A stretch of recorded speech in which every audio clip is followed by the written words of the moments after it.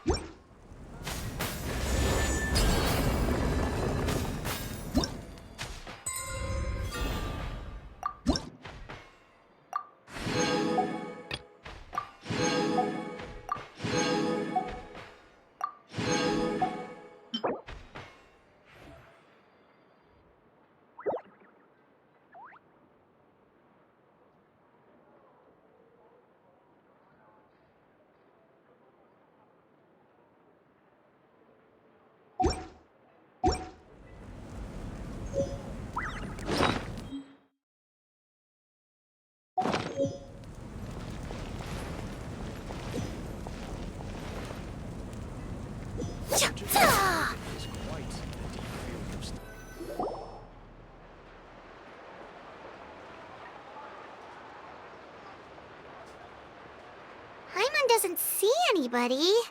Seems she's just not gonna show up, huh?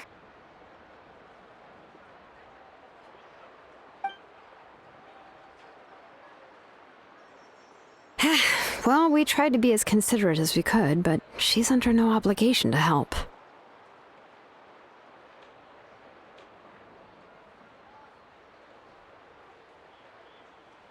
That might be true, but this is still a request from the Pyro Archon, right?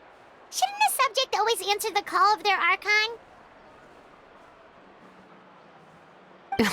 A subject? Well, if you ask me, I'd say we're all more like friends with the Archon.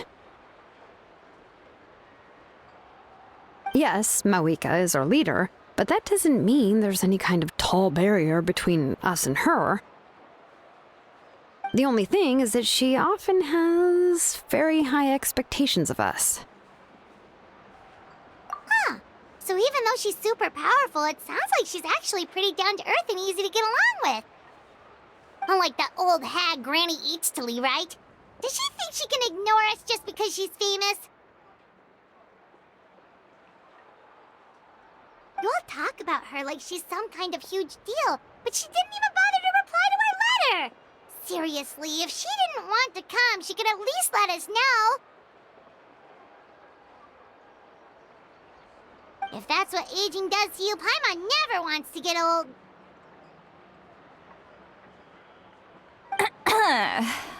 Oh, really? So, that's how you see me? Huh? Who's there? Who's talking next to Paimon? Oh, don't mind me. I'm just a disgruntled old hag, right? Come on, relax. I'm sure my bark's worse than my bite. Huh? Sitlali. Wait, you're Sитлали? You're Granny Eatstily?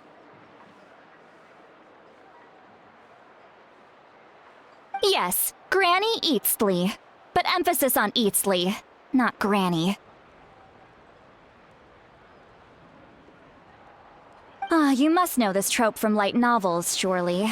They use it all the time. The young man who's actually the oldest person in the room. The girl next door who turns out to be a seasoned veteran. The wise sage who looks like a little kid.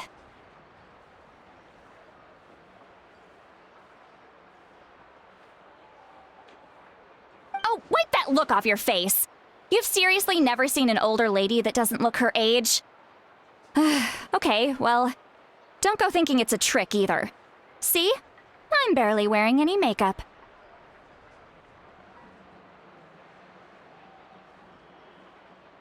Did I forget to mention, she's called Granny, but she's actually pretty young.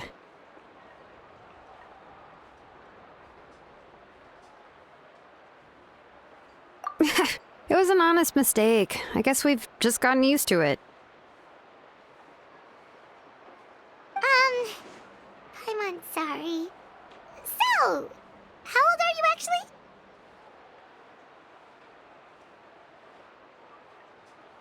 What? How dare you? Don't Don't you know it's rude to ask a lady her age?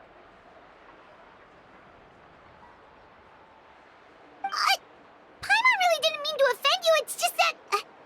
your case seems really... unique. Oh, Paimon just wanted to apologize, but now she's putting more and more of her foot in her mouth. Really, Paimon just got a little mad since we thought, well, you were gonna leave us out to dry.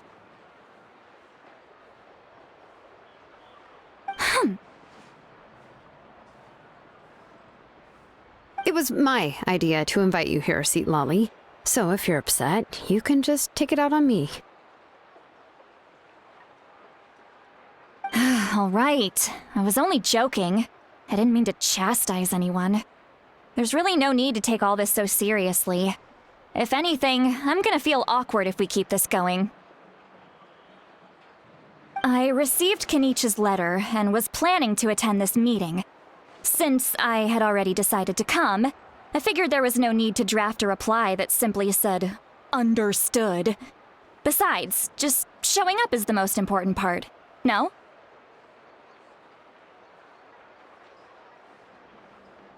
But, of course...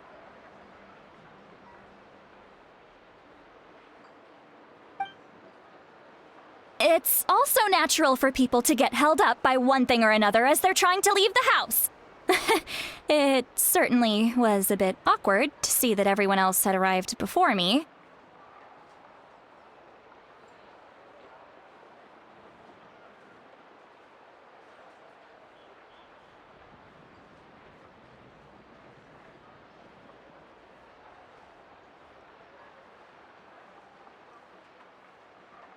At first, I was thinking of quietly sneaking over, but since you were already here waiting for me, I started to think about how I should phrase my apology. Only to hear you all talking smack about me.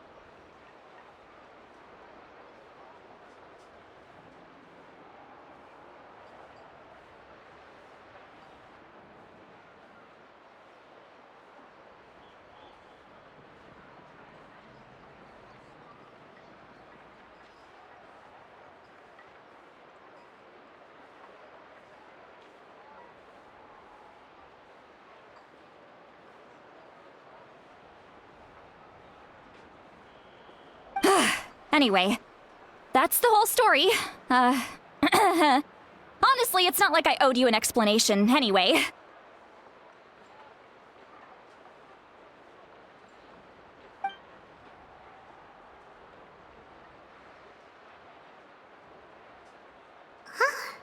What's with that expression?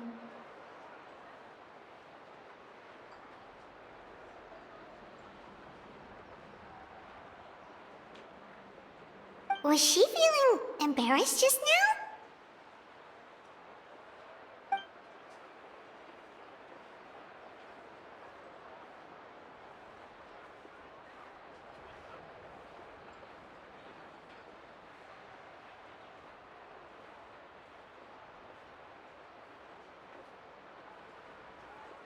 When the Masters of the Night Wind say they struggle dealing with her, I wonder if the feeling is mutual. She seems to be pretty awkward herself. Everything she does and says seems a little forced.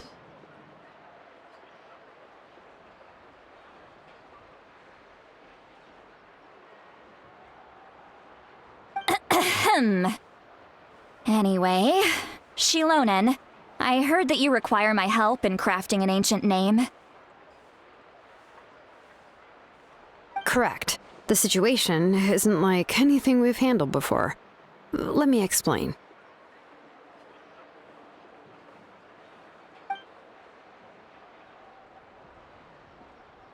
I see.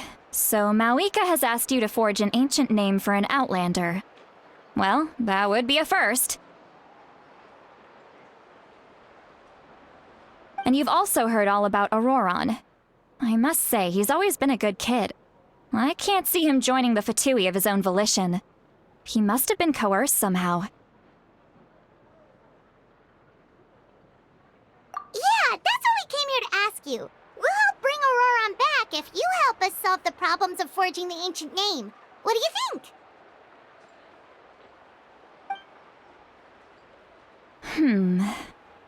I suppose I'll just call you Traveler for now. Traveler, come here. Let me take a good look at you.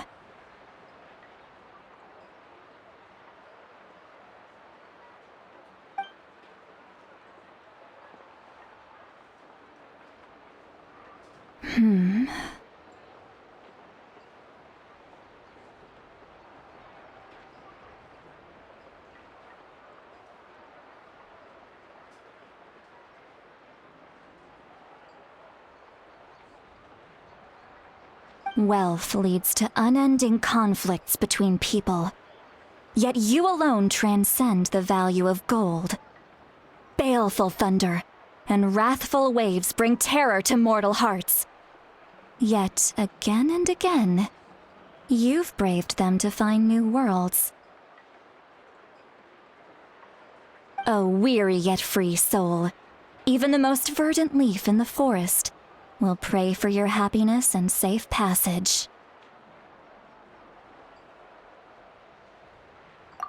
Those are all the things that I could see in you. You've experienced far more than even most mortals could dream of. You possess the heart of a sincere hero, along with the conviction to lift a torch above your head and walk headlong into the night.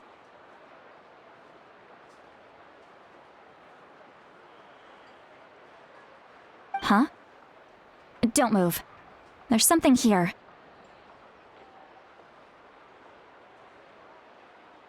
Huh? What thing? Don't scare Paimon. Is the Traveler gonna be okay? Shoo!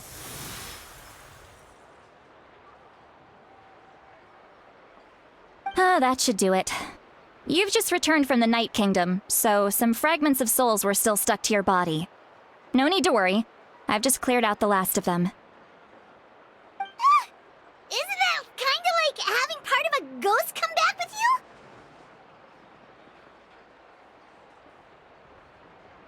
It's nothing as serious as that. If left unattended, the most it could do is stir up some chaos in your mind, and generally worsen your mood. Well, in that case, better to get rid of them. It was nothing. Shilonen, let's follow your proposal. Once you've brought Auroron back, I'll take you to see the Lord of the Night. The Lord of the Night? But don't we need to talk to the Wyab of the tribes? Something this important is beyond their jurisdiction. Only the Lord of the Night can decide whether we can grant an ancient name to one who does not hail from our lands.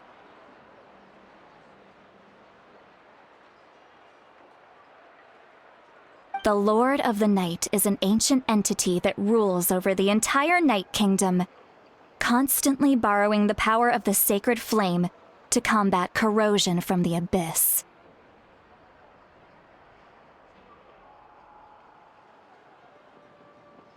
Oh, so you're basically saying it's even more powerful than the Wyab of the tribes. Well, that sort of makes sense, being the lord of the entire Night Kingdom and all. Not exactly. It's not so much that one's more powerful than the other. But never mind. That's not important. It would take too much time to explain. Just listen carefully to what I'm about to tell you. The Lord of the Night is currently in a deep slumber, and we can only communicate with its consciousness while in a trance.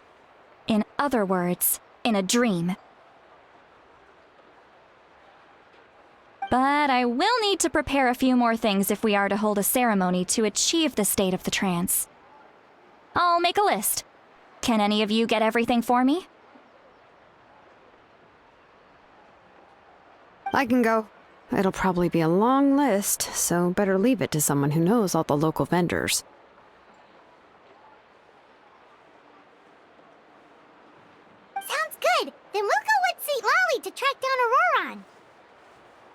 Phew, the Fatui are nothing to scoff at, so please, be careful during your investigation.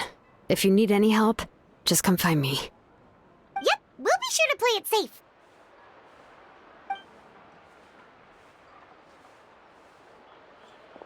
All right, now it's time for us to catch that brat and bring him back.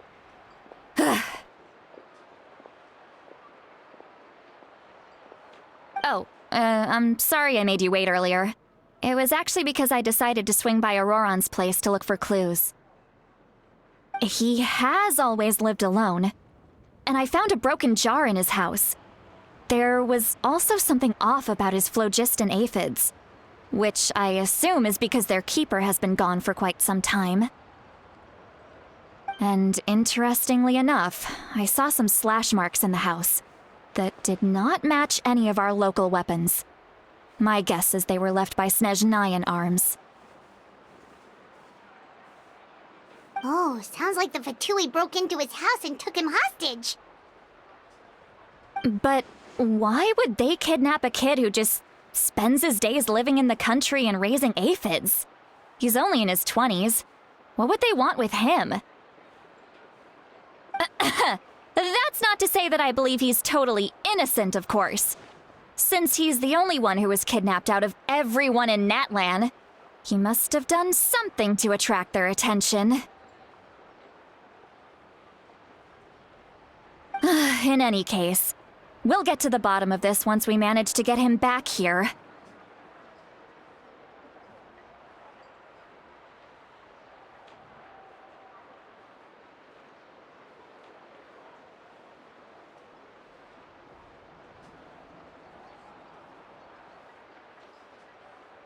I'm truly sorry to put you two through all this trouble with me.